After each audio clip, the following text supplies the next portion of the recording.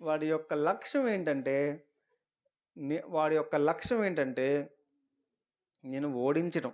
ఓడించడం అంటే నువ్వెలా ఓడిపోతావు? అంటే నువ్వు దేవునిలో నుంచి నువ్వు దేవునిలో నడుస్తున్నావు. దేవునిలో నుంచి, ఆత్మీయతలో నుంచి, పరిశుద్ధతలో నుంచి, యథార్థతలో నుంచి, సత్యములో నుంచి నువ్వు ప్రక్కగా తిరిగితే నువ్వు ఓడిపోయినట్టే. నువ్వు లోకంలో కొంచెం కలిసిపోతే నువ్వు ఓడిపోయినట్టే. అదే ఆడి యొక్క విజయం.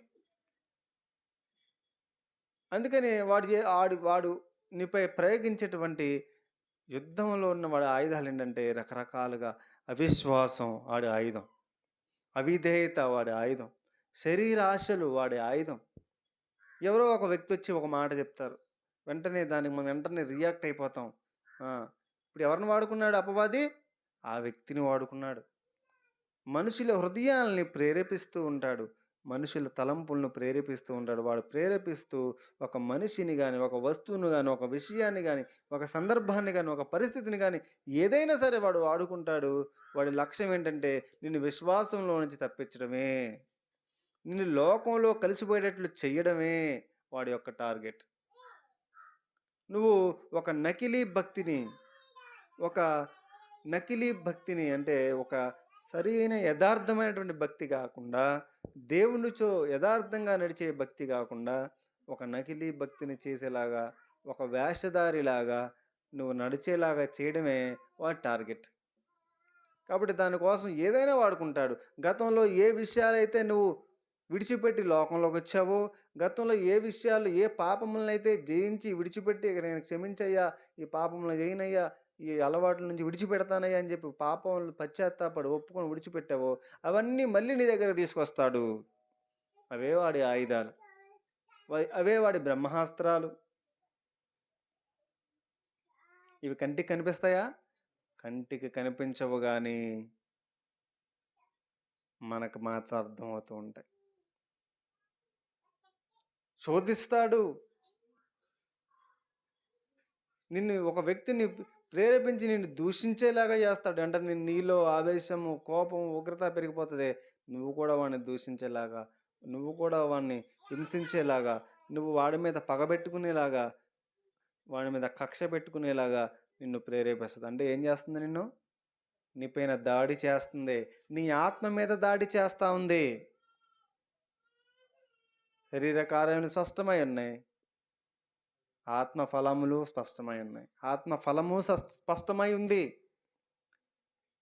మీరు శరీరానుసారముగా ప్రవర్తించిన ఎడల చావవలసిన వారైందురు గాని ఆత్మచేత శరీర క్రియలను చంపిన ఎడల జీవించువారై ఉంటారని దేవుని వాక్యం సెలవిస్తూ ఉంది. కాబట్టి ఎందరూ తన ఆత్మచేత నడిపించబడుదురో వారందరూ దేవుని కుమారులై ఉంటారని చెప్తా ఉన్నాడు. అంటే నువ్వు ఆత్మచేత నడిపించబడడానికి అవకాశం ఉంది, శరీరాశల చేత, శరీరము చేత నడిపించబడడానికి కూడా అవకాశం ఉంది. అపవాది చేసే యుద్ధం ఏంటంటే నిన్ను ఆత్మచేత నడిపించబడకుండా, ఆత్మచేత నడవకుండా, దేవుని వాక్యానుసారంగా బ్రతకకుండా నిన్ను శరీర ఆశల ప్రకారం నడిచేలాగా చేయడమే వాడు గురి. దానికి నిన్ను ఎవరినో వాడుకోడు, నీ శరీరాన్ని వాడు వాడుకుంటాడు. వాడుకుంటాడా? వాడుకుంటాడు. నీ శరీర ఇచ్ఛలు, ఆశలు, కోరికలు, ఇష్టాలు వాటిని కూడా వాడుకుంటాడు నిన్ను ఆత్మానుసారంగా నడవకుండా పక్కకు తప్పించడానికి, దేవుని చిత్తానుసారంగా జీవించకుండా ప్రక్కకు తప్పించడానికి. నీ జీవితం పట్ల ఒక ఉద్దేశం దేవునికి ఉంటుంది, నీ జీవితంలో దేవుని చిత్తం ఒకటి ఉంటుంది. ఆ చిత్తం చేయకుండా ఇంకో చిత్తం చెయ్యి, నీ ఇష్టం చెయ్యి, నీ మనసుకి ఏదనిపిస్తుంది అది చెయ్యి, లేకపోతే అన్న ఏం చెప్పాడో అది చెయ్యి, ఈ తాత ఏం చెప్పాడో అది చెయ్యి, ఆయన పెద్ద ఆయన కదా అని చెప్తుంది. పెద్ద అయినా, చిన్న అయినా, ముసలైనా, ముక్క అయినా ఇది కాదు కావాల్సింది. ఆ విషయం పట్ల దేవుని చిత్తం ఏదో అది కావాల్సింది. అవునంటారా? కాదంటారా? దేవుని చిత్తం ఏమైందో అది చెయ్యటం మానేసి నీకు ఒక నకిలీ గౌరవం, పెద్ద ఆయన కదా ఆయన చెప్పినప్పుడు వినాలి అన్నా, కానీ ఆ చెప్పిన ఆయన ఆత్మీయుడేనా? ఆ చెప్పిన ఆయన దైవభక్తి గలవాడేనా? ఆ చెప్పిన ఆయన సలహా చెప్పిన ఆయన ఆత్మను అనుసరించే చెప్తున్నాడా? దైవ చిత్తానుసారంగా, దేవుని వాక్యానుసారంగా ఆయన సలహా ఉందా? అది ఆలోచించము. పడిపోతాం. తప్పిపోతాం. సో, మన జీవితంలో ఎన్ని విధాలుగా అవసరమైతే అన్ని విధాలుగా ఏం చేస్తా ఉంటాడంటే అపవాది దాడి చేస్తూ ఉంటాడు. మనం ఏమనుకుంటామంటే, నన్ను వాడు అంత మాట అంటాడా? వాడి సంగతి తెలుస్తాను. నువ్వు నన్ను ఈ మాట అంటావా? నీ సంగతి తెలుస్తాను అనుకుంటాం. కానీ విషయం ఏంటంటే, నువ్వు రక్షణ పొందిన వ్యక్తివైతే నిన్ను అనేలాగా వాడిని ప్రేరేపించేది ఎవరు? అపవాది. దేవుడు ఏం చేస్తాడంటే నిన్ను పరీక్షిస్తా ఉన్నాడు. నువ్వేం చేస్తావో అని.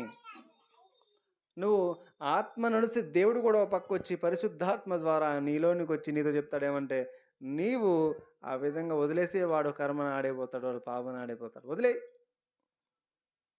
నువ్వు దేవుడు నీకు అలా చెప్పలేదు కదా! దేవుడు నిన్ను అలా చేయమనలేదు కదా! దేవుడు ఈ విధంగా ఉండమన్నాడు కదా! వాడి కోసం ప్రార్థన చేయమన్నాడు కదా! దేవుడు చూసుకుంటా అన్నాడు కదా! ఎందుకు నీకు వాడి గురించి అని దేవుడు చెప్తా ఉన్నాడే? లేదు లేదు వాడు అంతం చూడాలి. వాడి యొక్క అంతం చూడాలి. అంటే ఏం చెప్తుంది ఇక్కడ? పోరాటం. మనమేమనుకుంటుంటే మనలో మనకే పోరాటం అనుకుంటాం. కానీ కాదు. సో ఈ విధమైనటువంటి పోరాటం ఇది అపవాది చేసేటువంటి మొదటి స్టేజ్ అనమాట. అపవాది చేసేటువంటి మొదటి స్టేజ్లో అపవాది యొక్క పోరాటం ఉంటుంది. ఇక రెండవ స్టేజ్ ఏంటంటే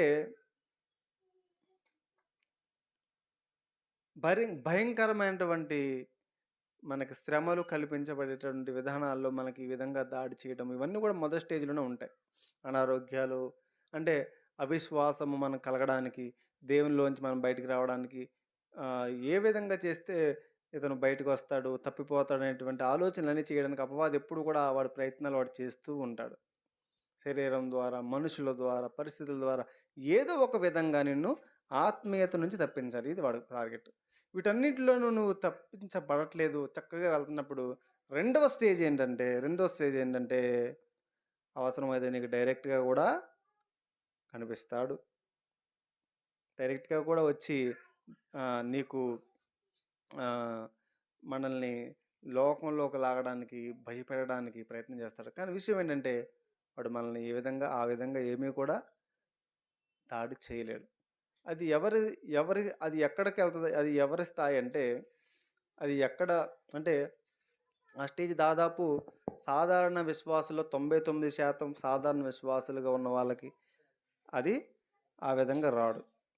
ఒక 1% నువ్వు ఎప్పుడైతే ఆత్మీయంగా నువ్వు ఒక ఉన్నతమైన స్థానంలోనికి వెళ్ళావో అప్పుడు అవసరమైతే నీకు డైరెక్ట్గా కూడా నీ మీద దాడి చేయడానికి ప్రయత్నిస్తాడు, కనిపిస్తాడు, నీతో డైరెక్ట్గా కూడా మాట్లాడతాడు. కానీ నిన్ను వాడు ఏమి కూడా చెయ్యలేడు. ఎందుకంటే దేవుడు వాడికి అధికారము ఇవ్వలేదు. కేవలం కనిపించి మాట్లాడతాడు, భయపడడానికి ప్రయత్నం చేస్తాడు. కానీ ఆ స్థాయిలోకి వెళ్ళిన వాడు భయపడతాడా? భయపడ్డు. తెలుసు కాబట్టి. ఆత్మీయంగా మనము ఒక ఉన్నతమైన స్థానంలోకి వెళ్తున్నప్పుడు భయపడాల్సిన అవసరం లేదని. సత్తుపల్లిలో ఒకరోజు సత్తుపల్లిలో నేను ఉద్యోగం చేస్తున్నప్పుడు ఒక ఇనప మంచం మీద నేను రెస్ట్ తీసుకున్నాను. మధ్యాహ్నం వచ్చి నైట్ అంతా పడుకున్నాను. నైట్ పడుకున్నప్పుడు మధ్యలో ఆ రూమ్ చిన్నగా ఉంటుంది. ఆ రూములో సడన్గా మధ్యలో 2-3 సార్లు మంటలు వచ్చాయి. లైట్ అంతా 2-3 సార్లు వెలిగాయి. పరపర అని సౌండ్ వచ్చి నేనేమనుకున్నానంటే నాకు గతంలో అపవాదితో జరిగిన కొన్ని అనుభవాలను బట్టి నేనేమనుకున్నానంటే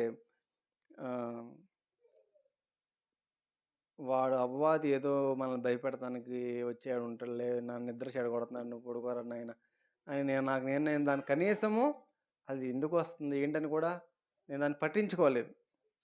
అంటే నేనేదో ఒక ఉన్నతమైన ఆత్మీయ స్థానంలో ఉన్నాను అని నేను చెప్పుకోవట్లేదు. కానీ నా జీవితంలో జరిగిన కొన్ని సంఘటనలు చెప్తున్నాను. అయితే 2 సార్లు మళ్ళీ, మళ్ళీ పరపర మండిస్తామని మంటలు వస్తున్నాయి. అయినా సరే నేనేమి దాన్ని పట్టించుకోవట్ల. కారణం ఏంటి? కారణం ఏంటంటే, వాడు నన్ను ఏమీ చేయలేడని నాకు తెలుసు. వాడు డైరెక్ట్‌గా వచ్చి నా ముందు నుంచున్నాడేమో, చూసుకొని ఎళ్ళిపోరా నాకు నిద్ర డిస్టర్బు చెయ్యకు అని జెప్పి నేను అలాగే పడుకున్నాను. నాకు ఏమాత్రము దాని గురించినటువంటి దిగులు, భయము, చింత ఏమాత్రం లేవు. కారణం ఏంటంటే, వాడు నన్నేమీ చెయ్యలేడు.